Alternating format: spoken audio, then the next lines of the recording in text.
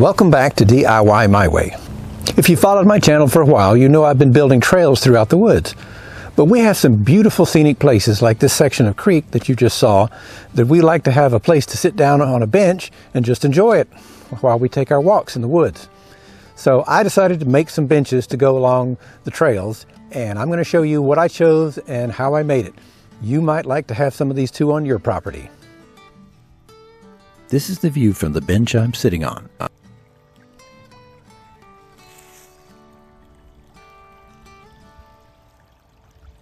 I think you can see why I put a bench here.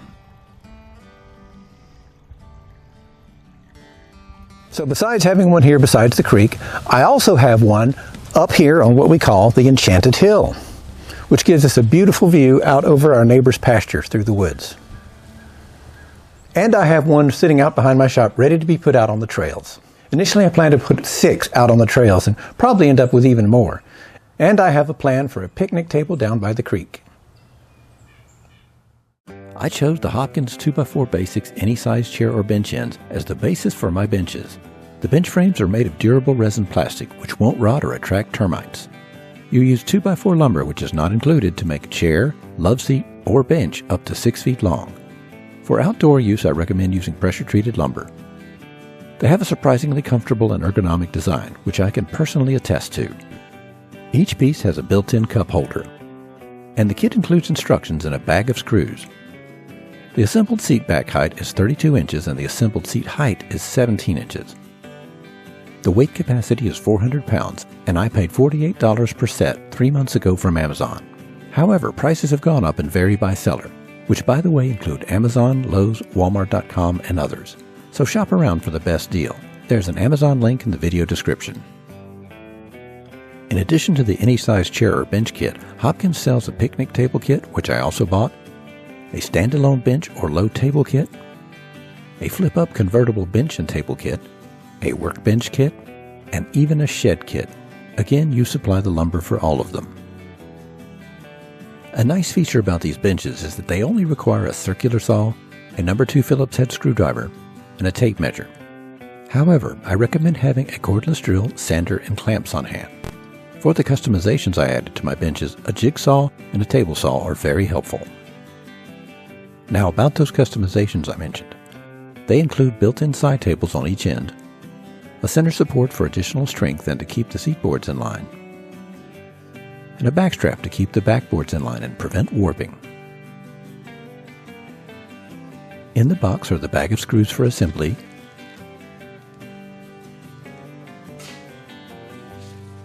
the one-page instructions,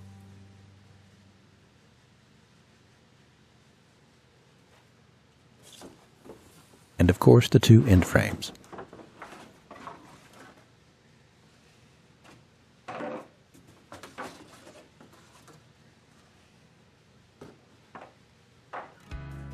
Now for the lumber requirements. Obviously, it depends on the length of bench you want to build, which I'll call X. If you're just building the basic bench per the instructions, then you need 9 pieces of 2x4 of X length.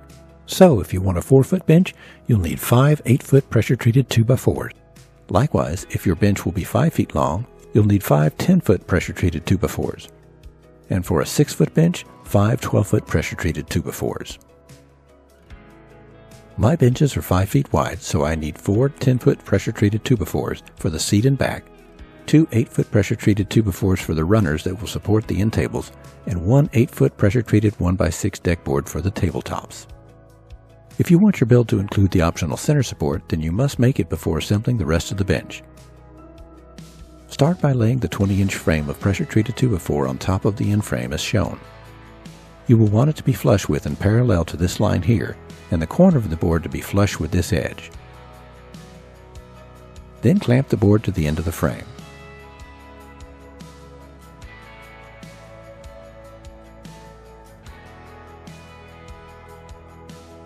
Stand the end of the frame up and trace the curve of the seat on the board.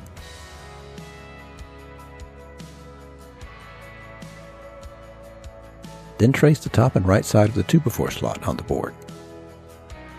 Clamp the board to a sawhorse and use a jigsaw to cut out the curve.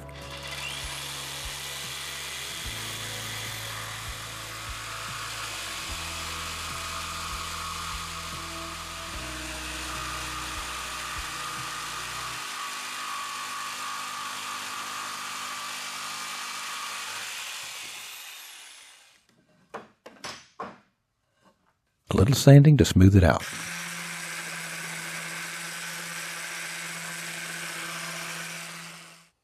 Cut out the notch in the rear, then set the frame aside for a test fit later.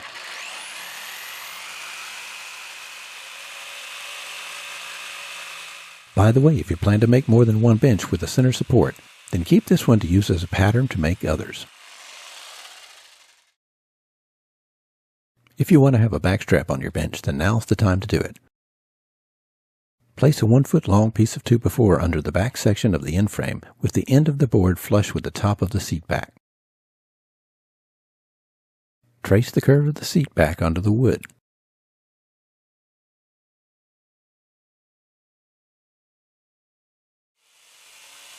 Clamp the board to a sawhorse and cut out the curve.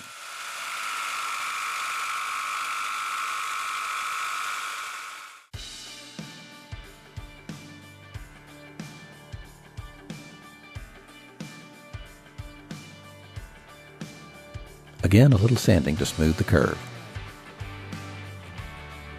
Using a table saw, rip the board so there is at least 1.5 inches from the curved side to the rip cut.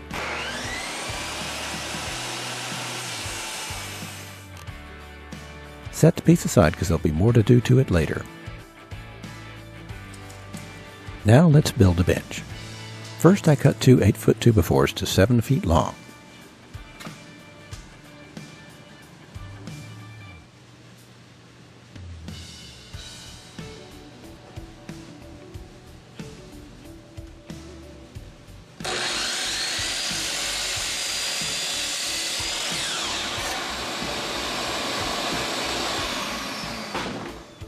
Then as a decorative touch, I clip the lower corners at 45 degrees. The exact amount isn't important as long as you leave at least 1.5 inches on the end. My miter saw backstop serves as a good gauge for this.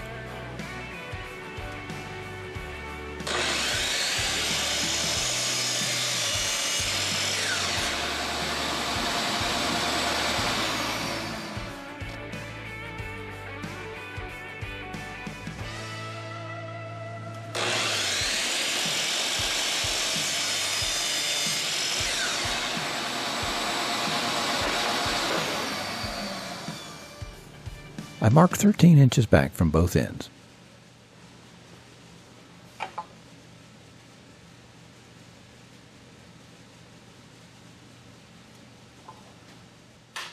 Then I sand off any factory markings from the 2x4s. Now for the awkward part, which is sliding the two pieces into the slots in the end frames. This will be easier with two people, but one person can do it if they're tall enough. The 45-degree clip corners make this easier, especially if the pressure-treated wood is fresh and soggy. I pull the end frame down until it is even with the marks.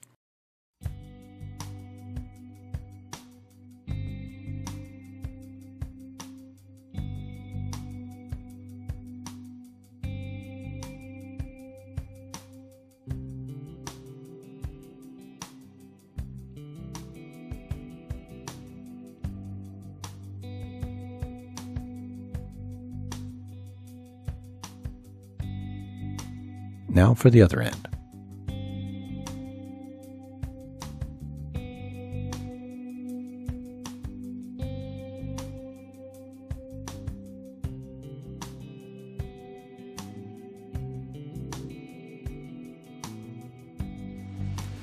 I dump the pack of screws into a magnetic tray. Then I make sure the end frames are still flush to the 13-inch marks.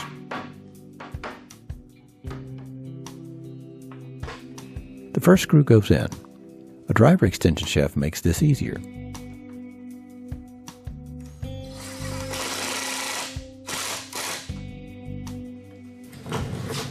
I make sure the end frame is perpendicular to the 2x4s before putting the next screw in.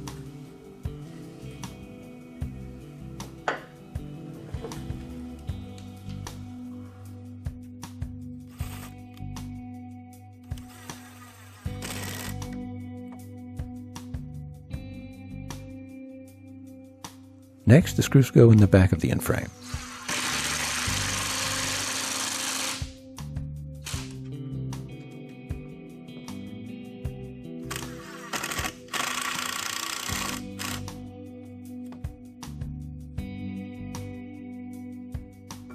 Before placing the next 2 screws, I check for square.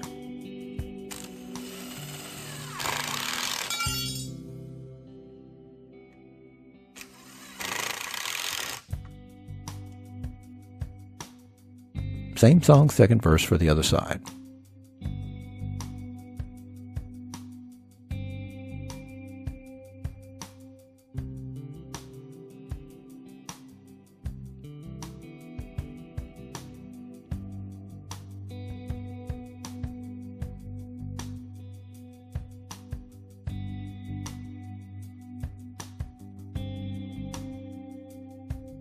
Time to cut the 5-foot lengths of 2x4s for the seat and back. I flip up the miter saw end stop and extend it 5 feet from the blade, then lock it in place, which is a great time saver. I trim just a tiny sliver off the end of a 10-foot 2x4 for a smooth square end. Then slide the end up against the stop and cut the first 5-foot piece.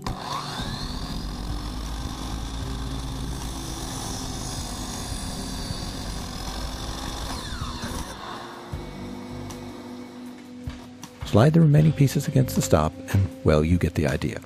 I do this 4 more times to get a total of 10 5-foot pieces, 9 of which will be used. I take the first piece and place it on the lowest position of the bench back supports, making sure each end sticks out 1 inch past the end frames. The instructions say to put the end frames flush with the ends of the boards, but that would make the outer screws likely to split the wood, so I have the 1 inch buffer to reduce the chance of splitting. Also, that's why I measured 13 inches in from the ends of the 7-foot pieces. I clamp the boards in place and drill pilot holes with an 1/8 inch drill bit.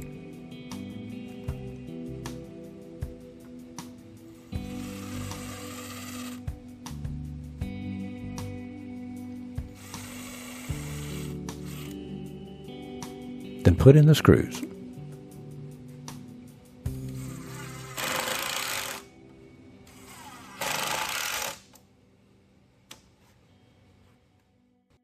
And repeat for the other side.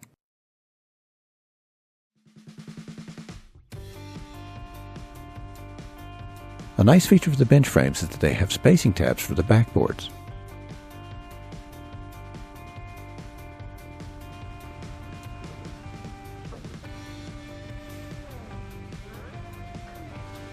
I line the second one up with a square and attach it the same way.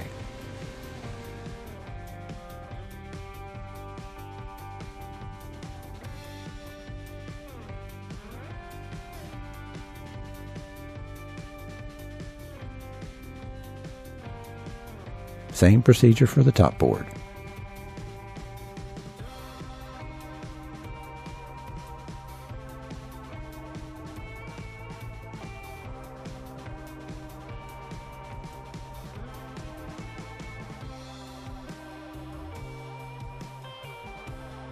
Before installing the seat boards, I test fit the center support to make sure the contour matches the end frame, and it does.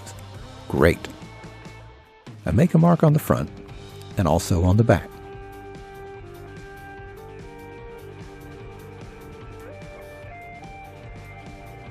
Then cut the excess off the back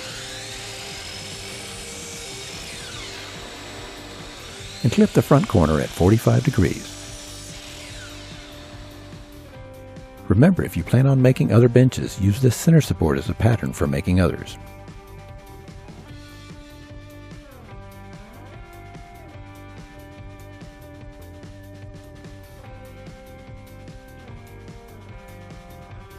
I find and mark the center of the lower supports.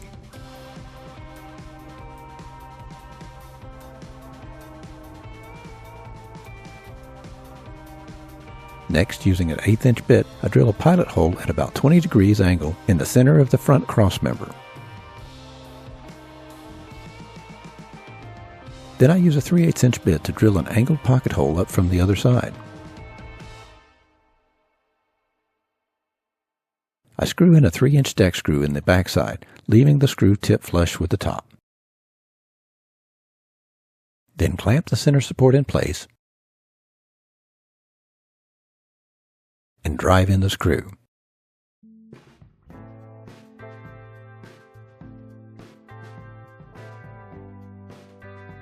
From the backside, I drill an 1/8 inch pilot hole and drive in a deck screw.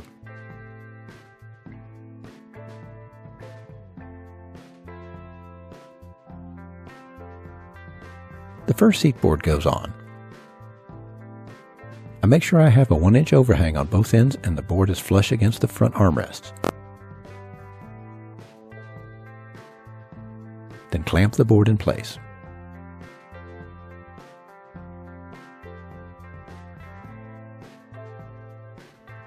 I drill a pilot hole and put the first screw in.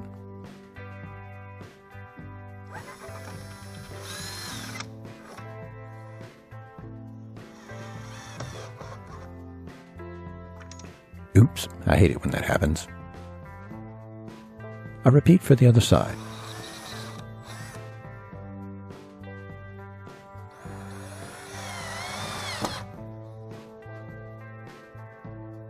Same song, second verse for the other side.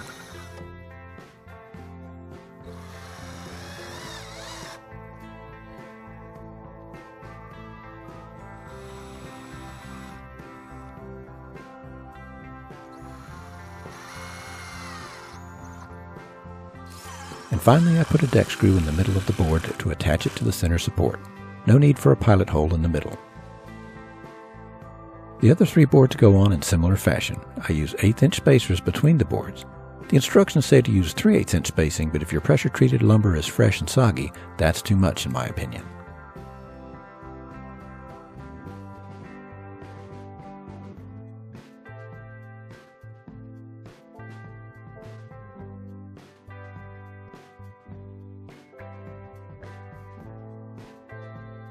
The last one has an unfortunate bow, so I'll use clamps and a spacer in the middle to coax it straight.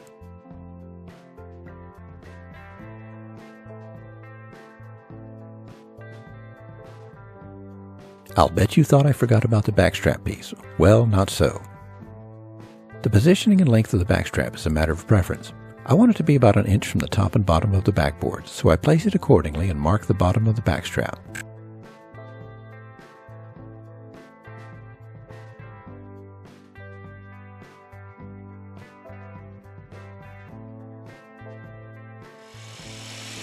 I cut the excess length off and cut the back corners at 45 degrees because of course I did.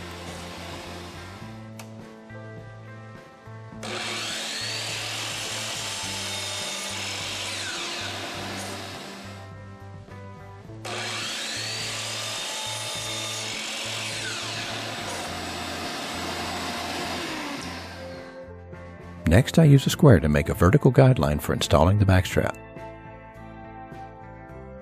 I position the piece to find the location of the middle screw, then drill a pilot hole.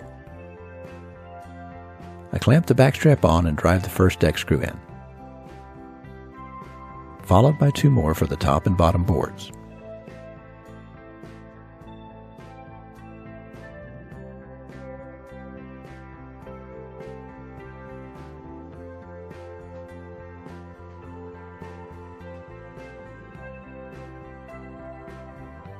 Now it's time to add the side tables. Each one is made from 2 pieces of 24-inch long 1x6 deck boards. As a time saver, I lock my miter saw in the down position, then use a 24-inch level to set the distance to the end stop and lock it in place.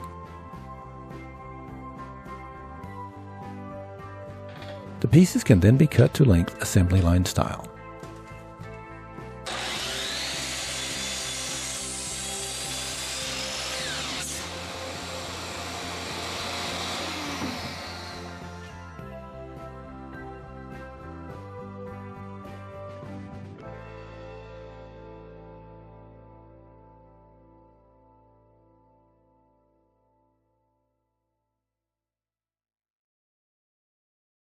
Since the front cross member sits lower than the rear one, spacers are needed to make the tabletops level. They can be made from pressure-treated 2x4 scraps that measure 1.5 inches wide by 10.5 inches long. They are 5/8 inch high on the short side and 7/8 inch on the long side. This translates to a 5-degree angle on the piece. So I set my miter saw accordingly and rip a 1-foot 2x4 scrap. If you're planning to make multiple benches, rip a longer 2x4 and cut as many as you need while you have the miter saw set up for it. I cut the 2 pieces to 10.5 inches long.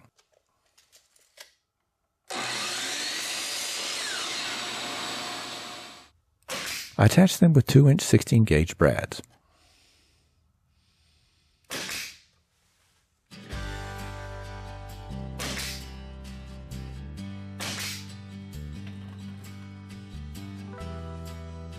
When installing the tabletop board, I make sure the convex side is facing up so the water will roll off instead of puddle.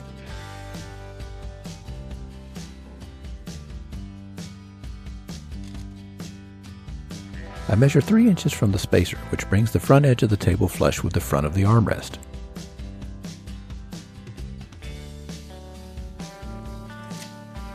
However, since I'm making at least 6 benches, I made a 3-inch measuring gauge to save time.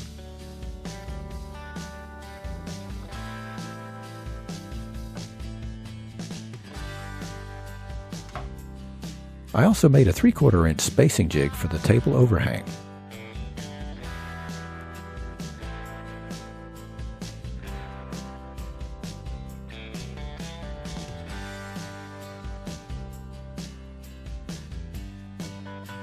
Once positioned, I shoot a brad into the front and the rear to temporarily hold it in place until I drive the deck screws.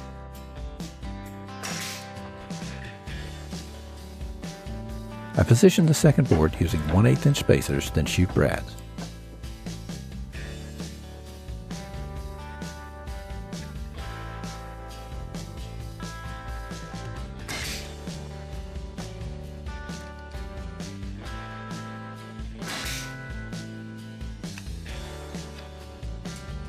Then drive 4 3-inch deck screws per board.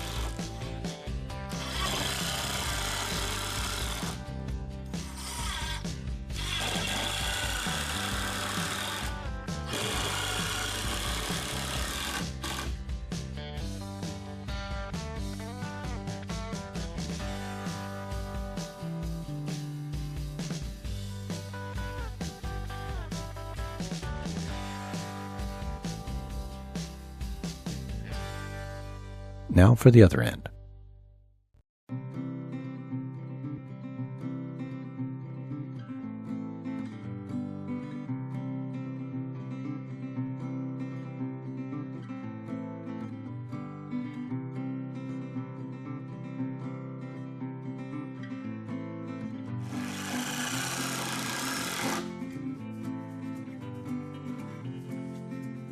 The last step is staining and sealing, which can be done when the lumber is dried out enough. Now ordinarily I would do this staining out there on the gravel, but because I've got rain coming here shortly, or at least the threat of it, and leaves are blowing down still, I've pulled it up under the shed back here, and I'm going to do it right here on the forks of the tractor. The reason I'm using the forks of the tractor is because the first one I did, I had it sitting on the ground, and that killed my back. So I need to have this up here where I am, where I don't have to lean over and do the job. It's much, much easier sitting it on the forks of the tractor. I chose Olympic Maximum Clear Waterproofing Sealer, but as you'll see, it actually stains it to a golden oak finish, which I think looks really good. Besides waterproofing, it is fade resistant and protects against mold and mildew.